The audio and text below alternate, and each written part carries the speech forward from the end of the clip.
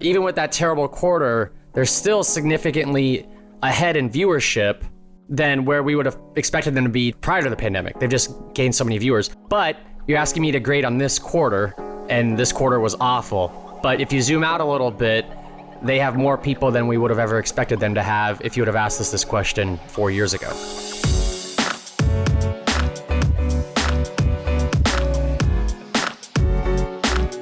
Hey gang, it's Thursday, April 28th. Ross, Daniel, and listeners, welcome to the Behind the Numbers Daily, an eMarketer podcast made possible by M-Particle. Today I'm joined by two folks. Let's meet them. We start with Ross Benish, who is our senior analyst covering TV and video. Hey, Marcus. Hello there, fella. We're also joined by one of our analysts on the briefings team. It's Daniel Konstantinovic. Hey there, thanks for having me. Hello. So, gents, today's fact: humans have jumped farther than horses in the Olympics. They didn't compete against each other, okay? Let's just clear that up. The Olympic world record for the longest human long jump is greater than the world record for the longest horse long jump. This can't be possible. Mike Powell set the record in 1991 by jumping basically 9 meters. So that's 29 feet, nearly 10 yards for football fans.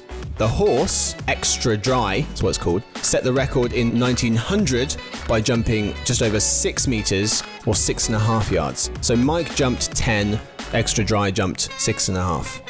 Did the horse get a long running start? Because this isn't a broad jump, it's a long jump. So I want to know how long this horse got to run before jumping. That's a fair question. Yeah. Also, if they stopped recording it in the 1900s, I mean, horse technology has progressed. I'm sure that a horse today would outdo that record easily. Oh yeah, Seabiscuit would get destroyed by these horses today. Anyway, today's real topic: Netflix in Q1 2022.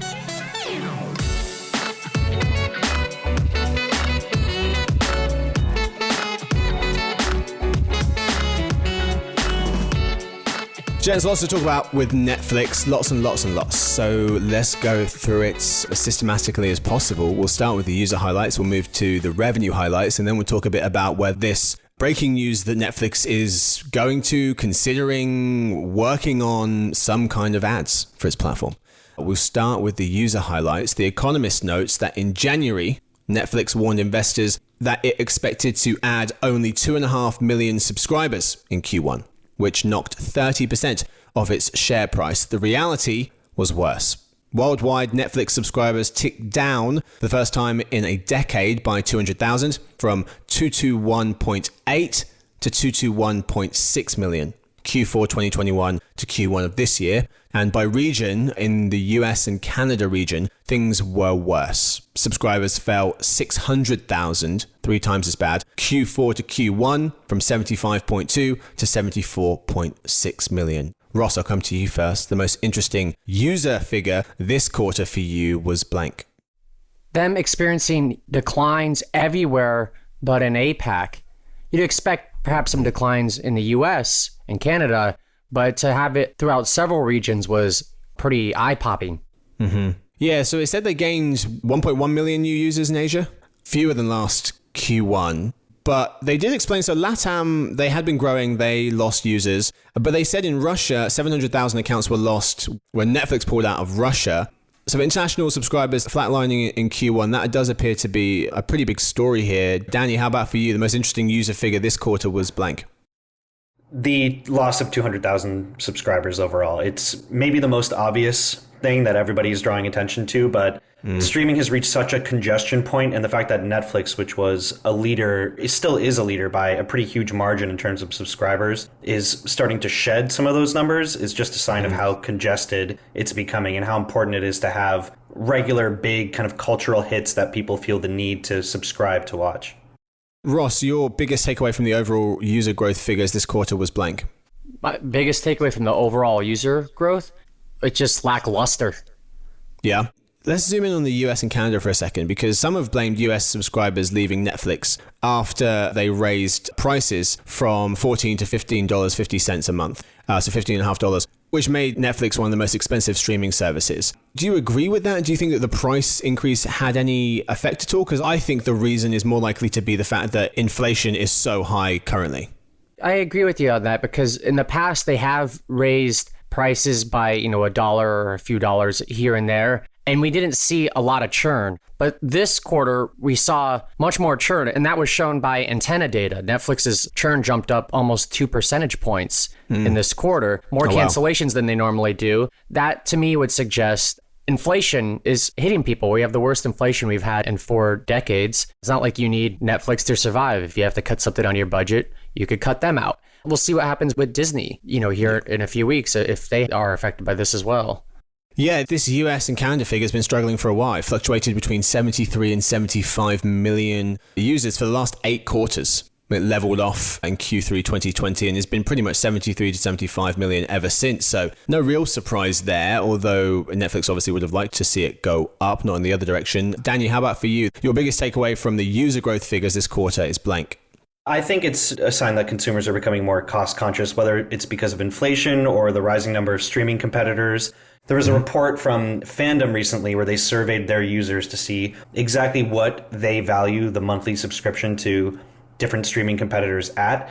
And they valued Netflix at about $5 cheaper per month than what Netflix now charges after the price hike. Like Ross said, you don't need Netflix to eat, but people still are adding new streaming services, still want to be engaged with culture. And the fact that Netflix is shedding subscribers while, just the day after Netflix's earnings, HBO comes out with a subscriber gain is a sign that they might just be lagging behind in terms of content, that there's nothing there currently that is really keeping people on board or has them excited about the service.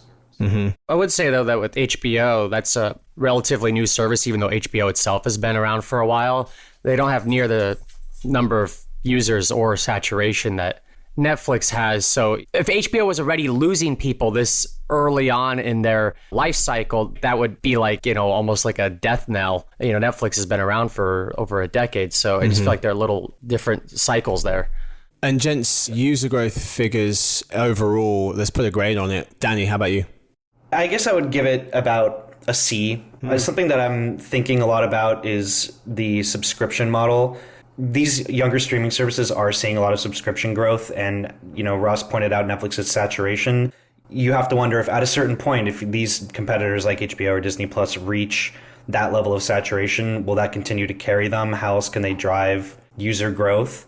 I think the fact that Netflix is growing in Asia is a pretty big, significant thing that kind of saves the rest of the bad news, even though it is a lot of bad news, just because it's a market where other services are competing so heavily and that Netflix was kind of late to entering comparatively. Ross, Netflix Q1 users, put a grade on it. D. Ooh. The drop in subscriptions in Europe and as well as in Latin America makes for a pretty rough quarter. But if we zoom out, though, I looked at some eMarketer figures from several years ago. It was like early 2019. We forecasted that Netflix would have 500 million viewers, not subscribers, but viewers worldwide by 2022. So 3 years ago, before the pandemic, we thought they'd have about a 500 million viewers worldwide. Right now, we predict they're going to have 658 million. So even with that terrible quarter, they're still significantly ahead in viewership than where we would have expected them to be prior to the pandemic. They've just gained so many viewers. But you're asking me to grade on this quarter, and this quarter was awful. But if you zoom out a little bit, they have more people than we would have ever expected them to have if you would have asked us this question 4 years ago. Clarification on definition. Ross was talking about viewers. Netflix reports subscribers. So we're talking about all the people who view Netflix, people who are in the household, password sharing, all of that stuff. Finally, gents, before we move on to revenue, Ross talked about zooming out, and I want to zoom out for a second because there's the positive side of this, which is that of all the time people spent watching TV in February 2022, 6.4% of that time was spent watching Netflix. 6.4, up slightly from last year. That's triple the share of TV time that Prime has. That's quadruple the share of time that Disney Plus has. YouTube's share is similar to Netflix, but that was down a bit this year in February, and people spent half as much time watching Hulu as they do Netflix. So in terms of share of time spent watching Netflix versus its competitors, it's in good shape according to Nielsen. The negative side of the coin would be that Netflix may have grossly overestimated the number of potential streaming customers. The Economist was noting they had thought the world's 1 billion broadband homes would be its potential market. but slow smart TV adoption and expensive data have the real number at less than half of that, 400 million potential homes, according to Moffett-Nathanson. So The Economist notes that with 221 million subscribers and 100-odd million households using others' passwords, Netflix is about 80% of the way there to that potential market, that realistically potential market of 400 million. So Daniel, come to you first. Do you take the more optimistic or pessimistic side with regards to whether you feel it positive about the fact that the time spent still looks good, or negative about the fact that their potential market is way smaller than they thought it was going to be in terms of users? I think the time spent is definitely noteworthy, especially now that they're considering adding new viewing channels like an ad-supported tier. I think the fact that time spent is high on Netflix, and you would assume that whatever ad-supported tier comes out is going to be at a cheaper price point than the current available subscription plans. I think that high time spent is probably an indicator that new ad-supported channel will do well, but that's something that could take a year or two or maybe even beyond for them to launch, and on its own probably won't turn investor attitudes about the company's Q1 performance or just performance overall around. Ross, how about you? I think the time spent thing is significant. They still are a huge part of people's daily habits, even if they have a terrible quarter. Your average Netflix user or your average entertainment user even doesn't pay that close of attention to this stuff. And they're still going to use the service a lot and look for the next season of Stranger Things in a month. Right. Netflix expects to lose another 2 million subscribers in Q2. So the outlook doesn't look too rosy for users. Let's move to revenue. We'll talk about the ads part of this that Danny mentioned in a second. So revenue highlights: the streaming giant made $7.9 billion in Q1 2022. That's nearly $1 billion more than it made last Q1. But year-on-year growth slowed to just 10% from the previous 3 years of Q1. If you look at the Q1 of the previous 3 years, it's in the mid to high 20s. This year, it was 10%. Revenue from US and Canada grew even slower than worldwide revenues, 10% at just 6% for the US and Canada revenues. That's 2 or 3 times slower than each of the previous 3 Q1s. The US and Canada region still accounts for just under half, 43% of all the money Netflix makes. Danny, I'll come to you first. The biggest takeaway from the revenue growth figures this quarter for you is blank. The biggest takeaway for me is just that growth is slowing significantly, and that they're starting to point to the number of competitors as a reason why. I believe, at least in my memory, the first time that in an earnings call it has cited the increased competition as a reason for revenue slowdown, which is significant. It's such an explosion of competitors in just the last year or two alone. And I think Netflix is really starting to feel the squeeze and not keeping up with competition. Ross, the biggest takeaway from the revenue growth figures this quarter for you was blank. Just that it grew at all was kind of surprising given the coverage around their user declines. You can almost hear someone playing taps in the background when you read some of the articles about user declines. So the fact that they grew revenue, even if it's a slowdown of what they had in previous years, is a little more optimistic than just looking at their user figures. So Danny had a C for user growth in the quarter, and Ross had a D. Danny, how about for revenue growth?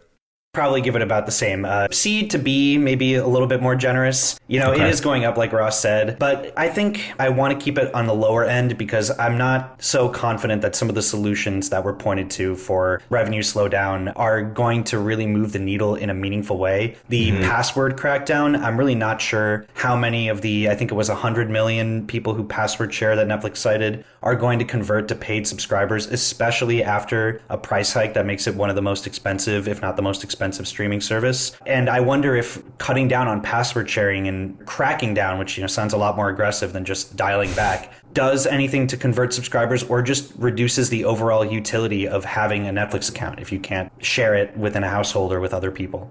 Yeah, so they've got this trial in a couple of Latin American countries where they're going to say, okay, you're allowed to use the same account, but you have to pay $1 or $2 extra per person that you've added up to, I'm sure, a certain number.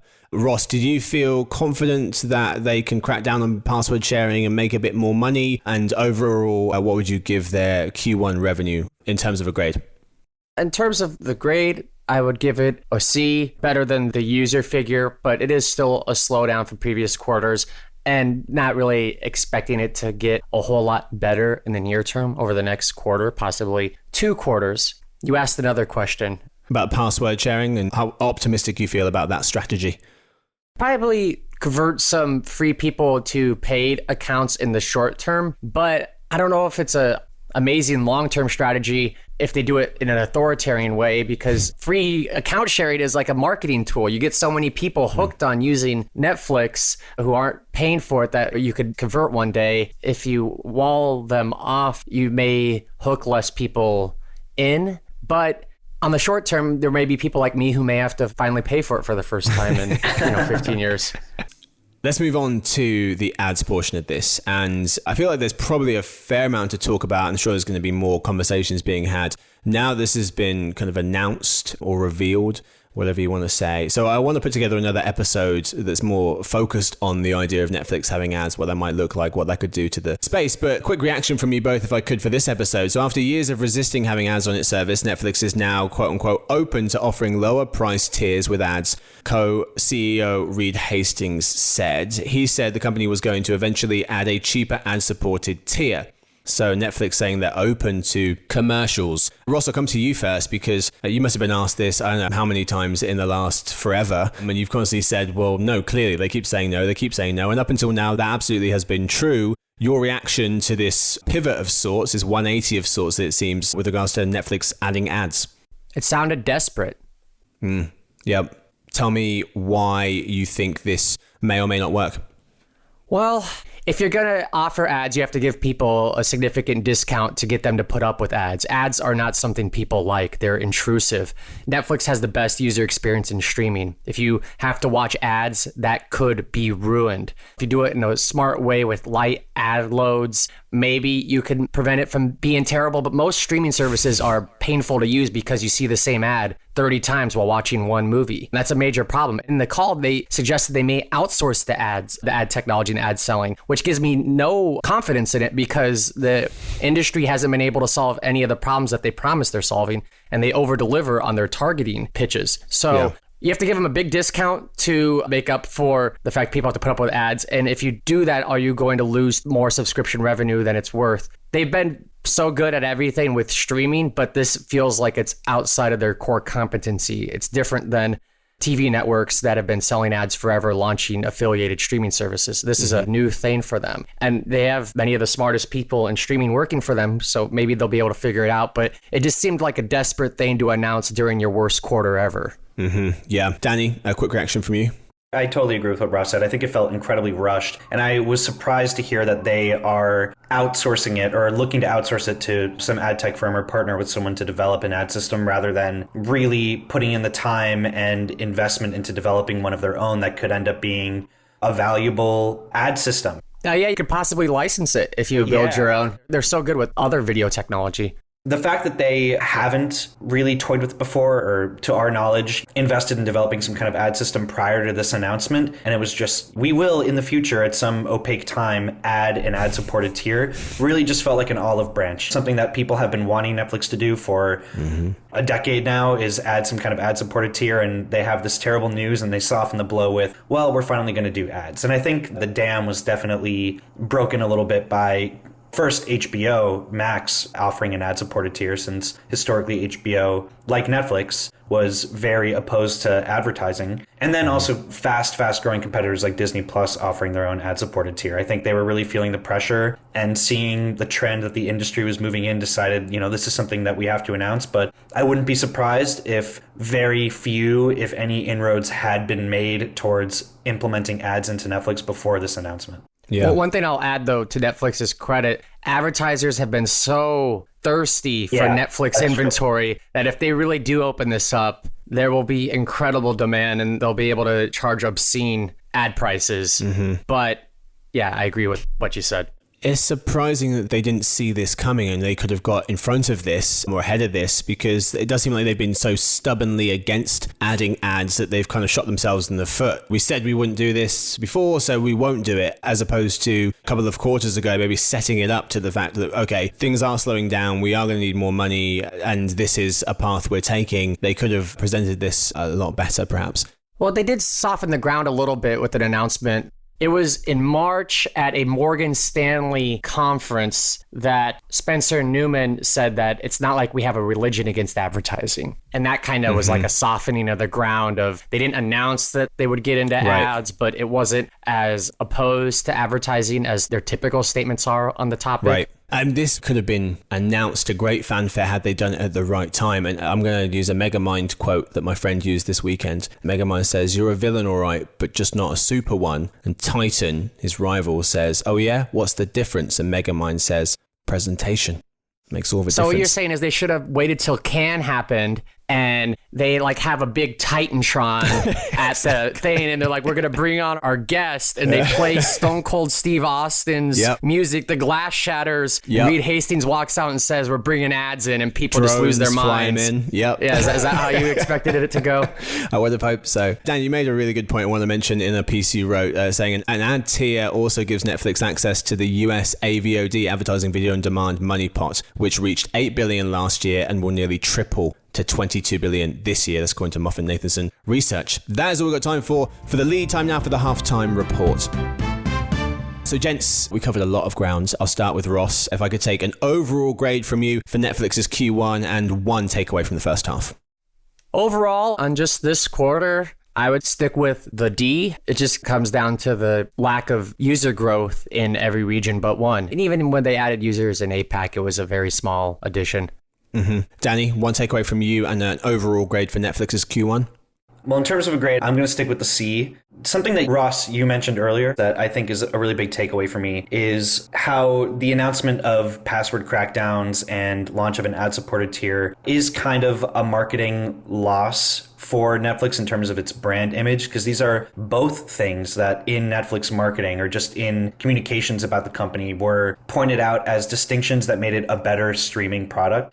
You could find old, maybe now deleted social media posts from the brand accounts saying, "We'll never crack down on password sharing," for example. And here we are. So I think all that kind of plays into the desperation that Ross was talking about. That's all we've got time for the lead. But before today's ad read, it's time to play the Behind the Numbers giveaway game. So Behind the Numbers, as I mentioned on a previous episode sometime in April, we now have a monthly giveaway where we'll be giving out 2 free mugs a month if you can answer the question of the month correctly, which I'll read out now, and you also have to write us a review. Rules and regulations of the contest are linked in the show notes. So answer this question and write us a review, you get a free mug. They're very cool. They'll be the first mug. No one's got one of these yet. So the question is, who invented the phone? Who invented the phone? Send your answers to podcast@emarketer.com, plus a screenshot of your review. And if you're the first one to do it, we'll send you a very free, first ever Behind the Numbers mug. Behind the Numbers weekly listen mug, I think it is. I don't even have one, which makes no sense. Anyway, you can get that if you answer the question and send a review. Okay, time for In Other News, but first, quick word from our sponsor, mParticle.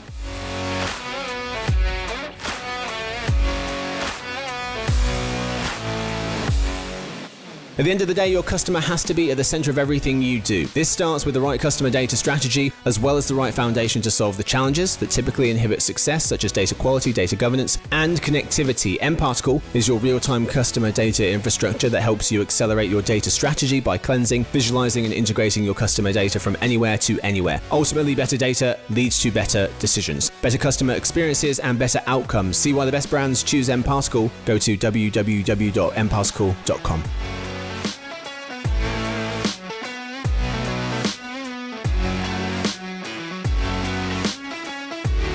Folks, we're back. Today in other news, just one story. CNN Plus is shutting down.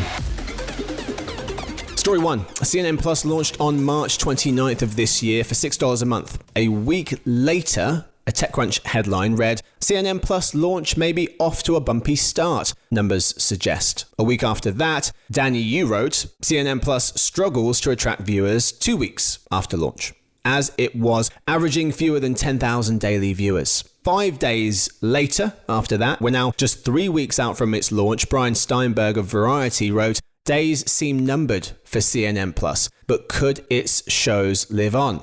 And then 3 days later, April 22nd, the BBC wrote, CNN streaming service to shut a month after launch. Subscribers will get refunds. The head of CNN Plus has resigned, and the company spent as much as $300 million on developing the service. Ross, I want to come to you first. You've been sending me a weekly email about the demise of CNN Plus from when it started to its eventual evaporation. So Ross, the main cause of CNN Plus's downfall for you was blank. It was a product that nobody asked for that was put into service. Yep. You know, who in the world needed like Anderson Cooper cooking or misguided stock opinions from Scott Galloway or travel shows from Eva Longoria? There was no demand for these things, but they willed it into existence and nobody paid for it. Danny, it sounds a lot like Quibi. No one asked for it. They just said, here's this thing we think you want. We didn't really ask you whether you do or not. But it's here. For you, the main cause of CNN Plus's downfall was blank. It's really hard for me to single out just one. It was like a perfect storm of things that killed it. You know, the Quibi, I still don't know how to pronounce it, comparison. Don't worry, they're not a thing anymore. You're fine. See, exactly. That's the thing. Is it's really not a favorable comparison for them. And I think the fact that they killed it so quickly is just a sign that they didn't want like a slow, embarrassing death, especially right after a huge merger. I think some of the things we talked about in the first half with inflation and price-conscious consumers came into effect there. Do people really want to add another streaming services that especially is more news-oriented, which is even hard to say because a lot of it was sort of half-baked news-ish or news-adjacent content. But did consumers really want to add a newsy streaming service when all the signs point to the fact that they prefer streaming subscriptions to be entertainment first? And also something that I think Ross might have pointed out in Slack to me the other day was that compared to a streaming service like Fox Nation, which has much clearer political leanings, taps into a much more active consumer base, CNN with its kind of down the middle, not leaning into either direction stance, really didn't have the same compelling pull to any kind of core audience that something like Fox Nation does. Mm-hmm. Really quick, in a sentence or two, Ross, your main takeaway from this story has to be blank. My takeaway is the merged company at least pulled the Band-Aid off quick rather than trying to force it down people's throat and wasting more time and money on it. They didn't make it into another Go90 where Verizon tried to spend several years trying to get people to think it was cool and just wasting more money the whole time. They were like, no, this isn't going anywhere. Just end it. So give them credit for that. Yeah, Danny, the main takeaway for you from this story is blank. I mean, it's good that they killed it fast, but $300 million for such a huge failed experiment is still really bad. I mean, they hired huge big name talent from other networks. I don't suspect that Chris Wallace will be welcomed back by a Fox News audience after going to CNN, but that's an aside for him personally, I guess. Mm-hmm. I think it's a huge misstep and just misread of the market and what consumers want. And the fact that they brought on all these new hires, a huge marketing effort to push this, and it still failed is rough. It doesn't look good. Yeah, I'm fascinated to know what they were hoping this type of product could achieve. Because we mentioned the 10,000 daily viewers, which ain't great. But Brian Steinberg of Variety had noted that CNN Plus had pulled in around 100 to 150,000 subscribers in the first 3 weeks. That's a rate that would put the service on target to make its first year goals, according to two people familiar with the venture. So whether their goals were just way too low and they didn't realize it was a bad forecasting, or whether they saw something else in their own future. You see, yeah, very surprising they pulled it so quick, but to Ross's point, maybe that was for the best. That's all we've got time for this episode. Thank you so much to my guests. Thank you to Ross. Thanks, Marcus. Thank you, Daniel. Thank you. And thank you to Todd for helping us edit the show. Thanks to everyone listening in. We'll see you tomorrow for the Behind the Numbers Weekly Listen, a new marketer podcast made possible by M-Particle.